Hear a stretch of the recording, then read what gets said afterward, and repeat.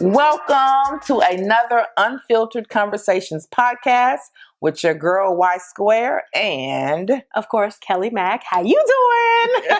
How you doing? Oh, we gosh. channeling Wendy Williams. Yes. How you doing? How you doing? How you doing? Shout out to Wendy, by the way. She's on her healing process. She is. Hopefully. I hope she is. Yeah. And that's a great segue because It this really is. podcast is all about healing through trauma. Yes. We've all been through some type of trauma in our life, and we've all had to either heal through it or either we allowed it to keep us in that sunken space. Yes, you ain't never lied. And yes, I said you ain't never lied, Right. but I say that to say, you know, trauma, drama, disappointment, it hurt. It can either make you stronger, wiser, and better. It can make you, it can break you, or you can be consumed by it. And you can be a different person behind it. So let's talk about trauma. Let's talk about it. The top three traumatic experiences of your life. Y Square? So I would say the top three traumatic experiences of my life, from the first one that I can remember, is molestation. I remember as a young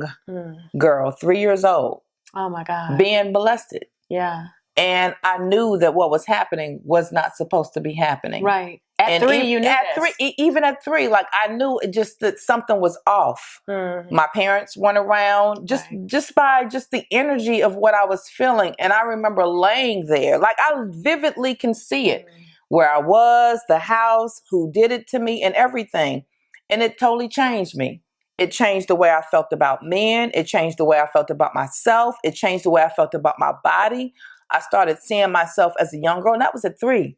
So at 5 and 6 years old, my parents would catch me with my hands in my pants. Right. They would catch me doing things, and they would be wondering, like, where is this coming from? What is emulating? Exactly. I'm emulating what was coming out. So I would have to say that was one of the first top traumatic things.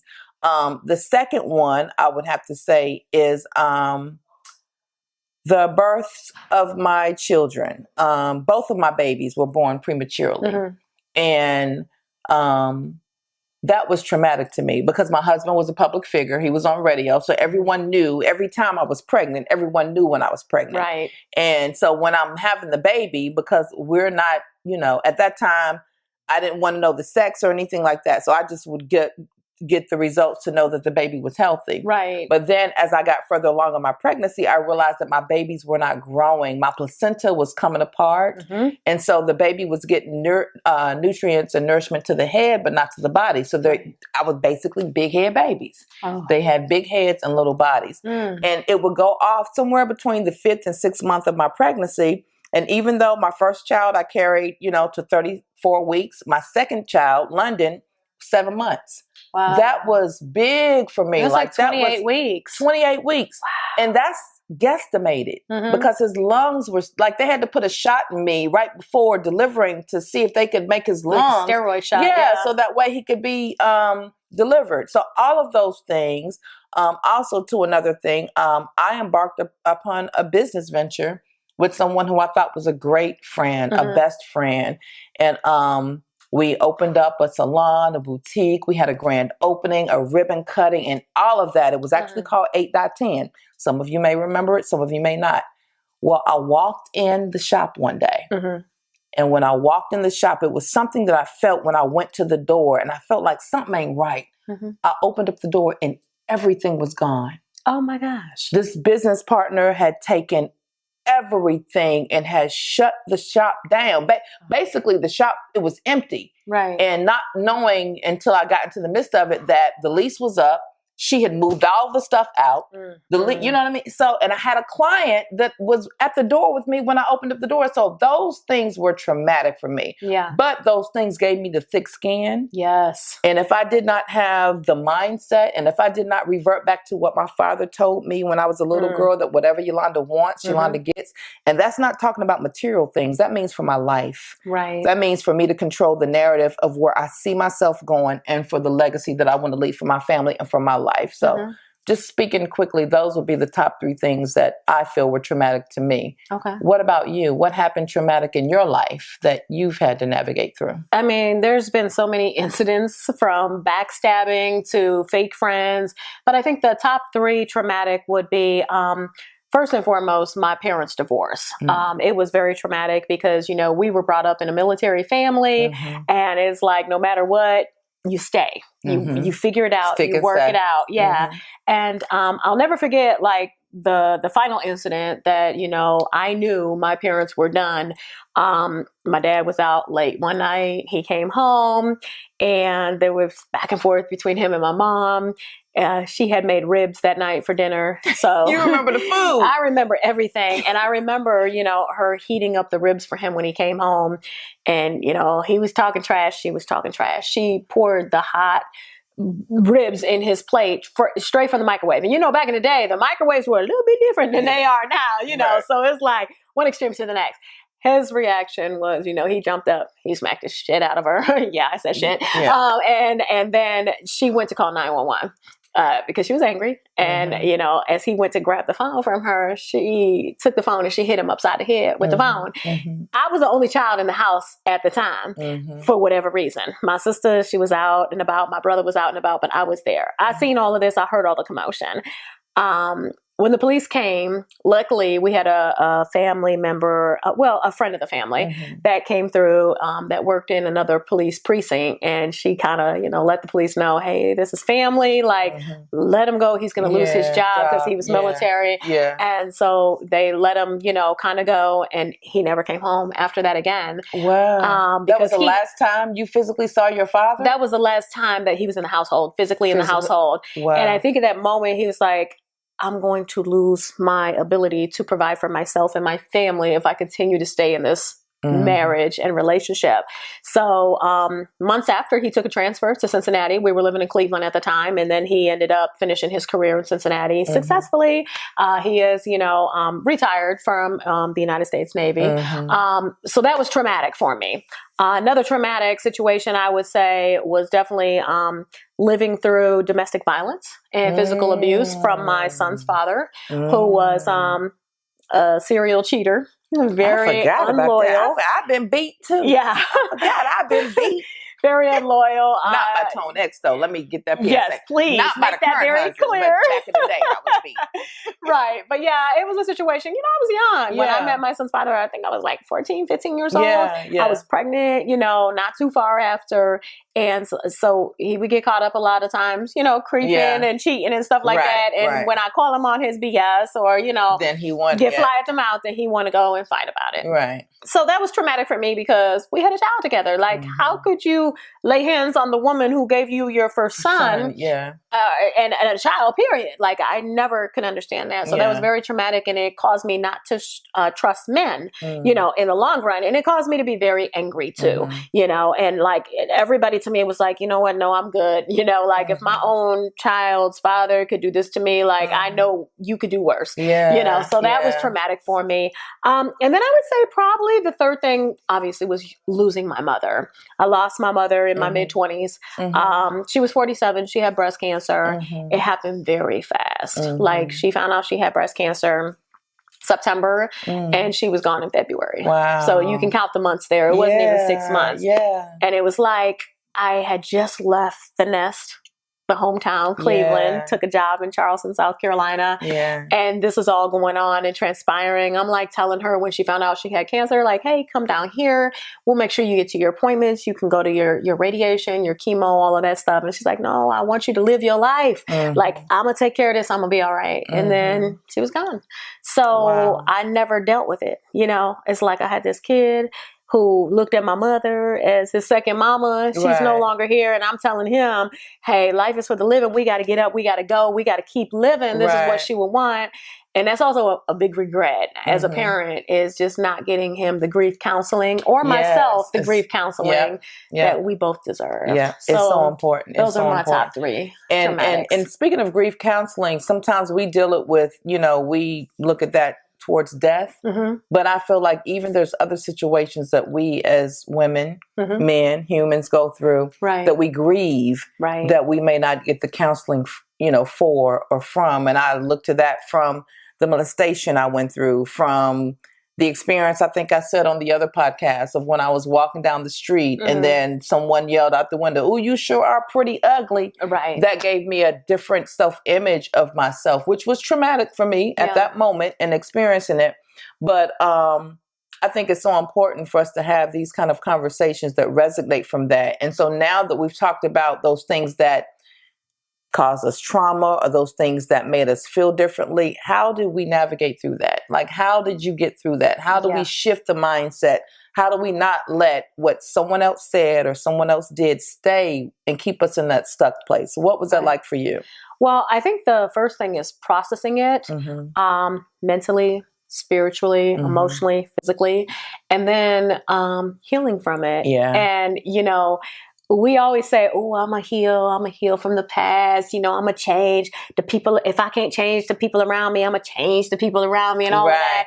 And you'll cut people off cold, but you never really deal with the issue. You never resolve the issue at hand. Yeah. So I think that healing and processing are two big things, and something that I know I wasn't taught in life. I was taught to either A, keep it moving, or B, cut them off, and I never processed or dealt with the death of my mother. And therefore my son didn't either. And I didn't understand I was causing him more harm than good by like saying, "Hey, we got to push on. We got to move on," instead of dealing with this issue at hand. Like, let's be honest, she was a second mom to him. He lost his second mother, and regardless of our relationship, which wasn't always good, he had a great relationship with her, so to this day, 20 years later, I haven't I've processed it, but I haven't necessarily healed from it. Yeah. And that's, I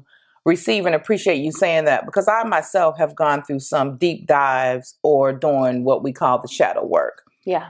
Really holding myself accountable for maybe the energy that I put out there, or maybe the energy that I thought I was putting out there, but I'm not. Just to bring it back, molestation. As a young girl, as a little, 3-year-old, 5-year-old, going to family reunions or going, what am I putting out there? What kind of energy am I putting out there to make a man want to come and touch me? Right. So but it wasn't your energy. It was his sick mind. But see, when you're going through that process, you don't know. That's what you're thinking. So I'm not thinking that he's sick, he got a problem. I'm thinking, what was I doing? You know what I mean? What was I being fast? At 3 or 5 or 6 or 7, and it went on. And so for me, what was a big hindrance for me was my silence. So I have just within the last, I would say 5 to 7 years, really found my voice. Wow. I would show up in spaces, and I've always been, I would say, a confident person to a certain level. Yeah. Because I come from a motivational background. My father told me at 3 years old, whatever Yolanda wants, she gets. Yeah. So that was always there. But then I would deal with the reality of the experiences of whatever I was dealing with. Yeah. And sometimes that whatever Yolanda gets, whatever she wants, would be more silent. Right. So I would have to stand in the midst of, what the hell is going on? Yeah. What am I doing? Like, why are these things happening to me? Why do I feel like this?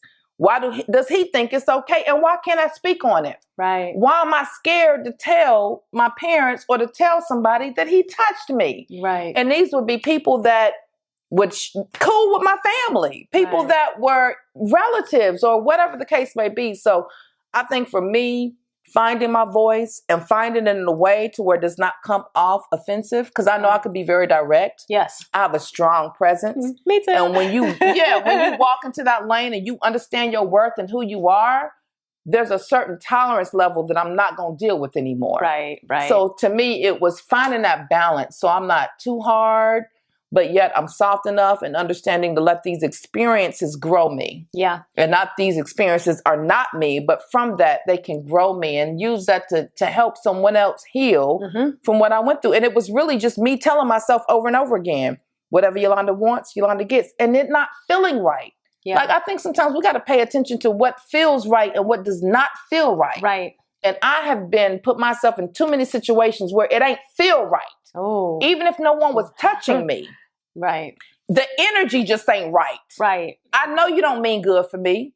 I know you don't really like me. I know you don't really care for me, but why am I, you know what I'm saying? Well, so I think going through, and those are trauma situations. They are. They're very traumatic, you know? And I mean, I've been there, I've done that. And, you know, there's people that I've done business with and people that I've interacted with and engaged with. And I look back and I say, it never felt right. Yeah. Why did you do it? Yeah. Because you give people the benefit of the doubt. Yeah. You know, but going back to your molestation, I know that you said that it happened at 3, but it continued for how many years? I will say till about 15 or 16. And was it the same person or multiple? Multiple people. Okay. Multiple. And it would happen in the sense to where I stopped going to our family events and stuff. Yeah, because you didn't want it to happen. I didn't want it to happen. And you probably felt embarrassed and ashamed. And I embarrassed and ashamed. And I felt like if I don't stop it, I'm not saying maybe I want it to. Right. So you deal with that. Like, do I want him to do this to me? But then when the midst of it's happening, no, that ain't right. That's not what I want to happen. So I dealt with a lot of that back and forth and teeter and totter and really having to do the real work and speak up for myself. I think now I'm in the space of knowing my voice, being comfortable with my voice, whether you like my voice or not. Right. Standing in the space of knowing who I am, knowing my worth, knowing my value, and knowing what I bring to the table or to any situation. And I will say what helped is the fact that I do have a solid family foundation. Right. And through all of this, my parents had no clue. That's the mask. Through all of that, they had no clue. I didn't reveal to my parents that any of that stuff went on with me until I was 26, 27. It was when I had my first child. I had my first child at 26, 27, Justice. Yeah. After that is when I said, nah, I got to stop this. Yeah. Break the cycle. Break the cycle. So how did your parents receive that information, knowing that it was a family friend or family member that actually violated you in that way? Like, how did they receive it? Did they believe you? Were they, did they react? How was it? Honestly, I can say that I felt loved and they believed me. Good. They never beyond a shadow of a doubt questioned it. They wanted to even have a family meeting to bring everything together. I said no. Okay. And because of who that particular person was and who he was, because it was on my father's side of the family, but who he was to my father, I just felt like I didn't want to bring shame. And I think those are the things that we deal with. And maybe I'm saying our community, but could it be in the white community too? But in the Black community, those things are so taboo. And if you have a united front or people look at your family or these are the Webbs or these are the Belsers or whatever the case, you put on that mask. Yeah. And I think that's what I did. But if it was not for my father saying, look, what do you want to do? Because you are more important to me than anything. If you want to uproot this, if you want to bring it up, we'll do it. That gave me the feeling, and because it was 20, closure.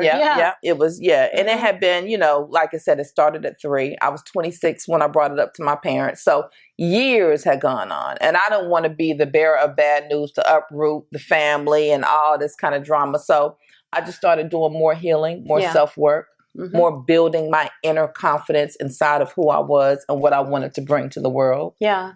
And it brings a very valid point. Everybody heals differently. Yeah. Some people need that confrontation. Some people need that closure. Some people just need the support. Some people just need to get it off their chest. Yeah. My mother too was sexually abused and molested as a child by her very own family. People very close to her, including her father and brother. And because of that, she always shared that with us and always was like, if anybody ever touches you or it's inappropriate, you need to let me know. And we felt comfortable doing that. I remember we had a male babysitter who asked me and my sister, did we want to watch him pee? And asked my sister if she wanted to hold it. And at the time, we're young, single digits, not even 10 plus yet. And we felt comfortable enough to have that conversation with my dad and had no idea what it meant when my dad wanted to kill him because of that. But, these are open conversations that need to be had, and I just want to say, I am so sorry that happened. Thank you. No, I am, because I want to tear up, but that is traumatic. It is. And it affected your confidence. And I'm so sorry that happened. Thank you, sister. Thank you. I appreciate you so much. This is real unfiltered conversations. And I don't want to get emotional myself, but again, you're right. And having to just think about that and deal with that and my family, and to me feel like I brought shame to my family, or I don't want to bring it up, or what I do, you're in a stuck place. And I felt like I could have even gone different directions. I could have been very promiscuous. I could have been someone who didn't want to be with a man and rather to be with a woman because of what I went through. Could have been strung out on drugs. I could have been strung out on drugs. I could have been a prostitute.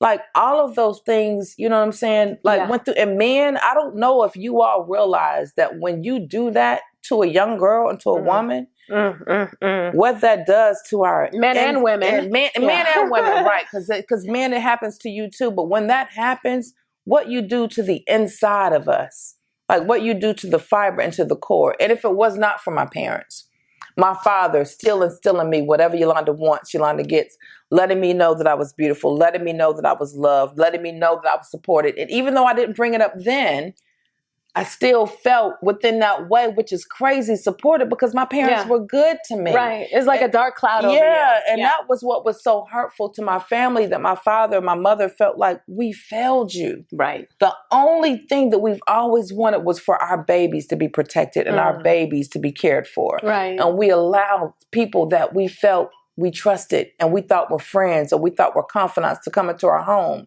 And they did that to you. Yeah. So I thank you, sis, for seeing me. Yeah. I thank you for feeling what I've gone through, because it has been a battle for me to just be comfortable with myself and for me to feel good about who I am and Yolanda. Right. And it's affected you decades longer. Like, and so anybody that's watching, obviously, just think about that. That trauma that you cause to other people in selfish ways. Yeah. Because a lot of times trauma does come from somebody being selfish. Yes. You're not selfless, but selfish. Yeah. You know, and people carry this weight. Yeah. And, you know, when you see somebody that, you know, is tired, depressed, their head is hung down, they're in a dark place, it's usually because they had some dark trauma transpire in their life. Did you ever seek counseling behind this? I didn't. No. I didn't. And have I you ever thought about wonder. It? Yeah, I have. Okay. But I feel like that's the reason why the lane that I'm in now as a certified life coach and as a transformational architect, because I needed someone like me, I think, during that time and during that transition to be able to talk about it. I was ashamed. I was wearing a mask. I was, you know what I mean, wasn't being real to myself. Right. And that is a part to me, the mindset and the mind shift, when we're really comfortable with who we are and we realize that we are really, really, really, really, really enough. Right. Like on all levels.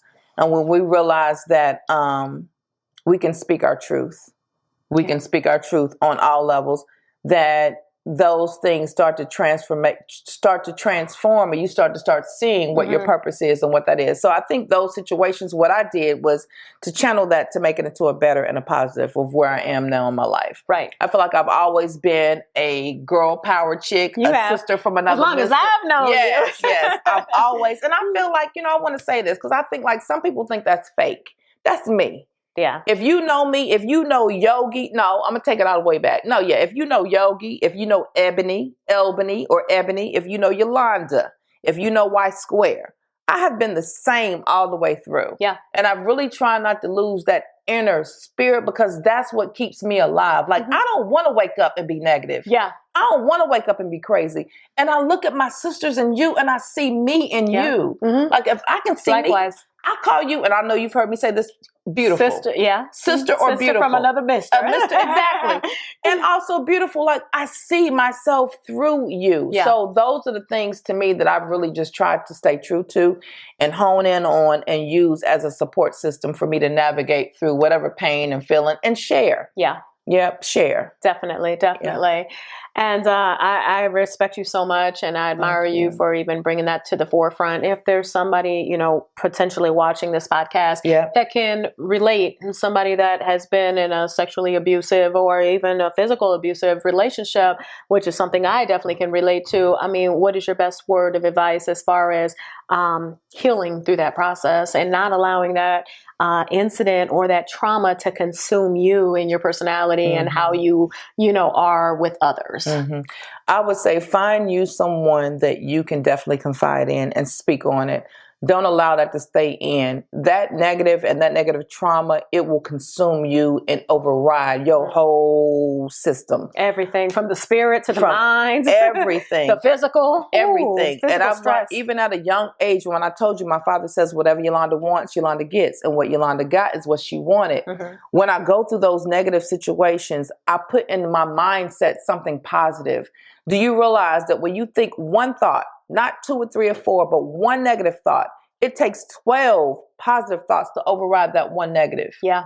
So I've literally had to do a process and something that I mentally do. And literally, if something comes in negative with those things, I say 12 things to myself to override that. Yeah. So I would say start there, find you a confidant, find someone that you can speak to and speak your truth.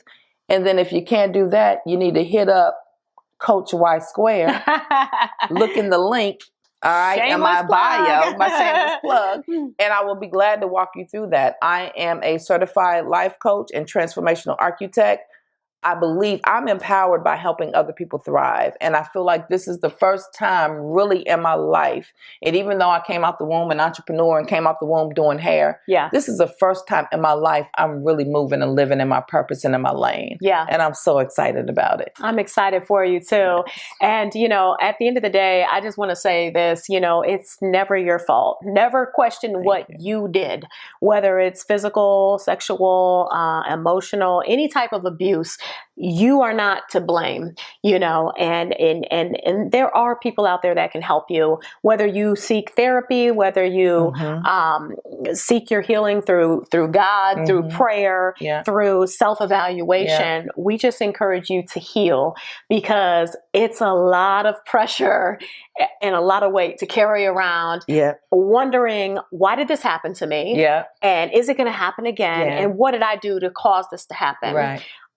It's not your fault, but it is your responsibility to heal through it. So we just want to thank you so much for joining us today. Yeah. Again, this is the Unfiltered Conversations with yours truly, Kelly Mack, and your girl Y Square. And we will look for you on the next episode. Thank you so much for joining us. Peace.